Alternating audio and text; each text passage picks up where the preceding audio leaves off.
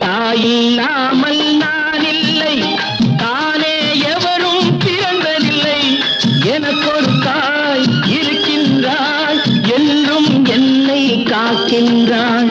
தாயில்லாமல் நான் இல்லை, தானே எவரும் பிறந்ததில்லை. எனக்கொரு தாய் இருக்கின்றாள், என்றும் என்னை காக்கின்றாள். தாயில்லாமல் நான் இல்லை.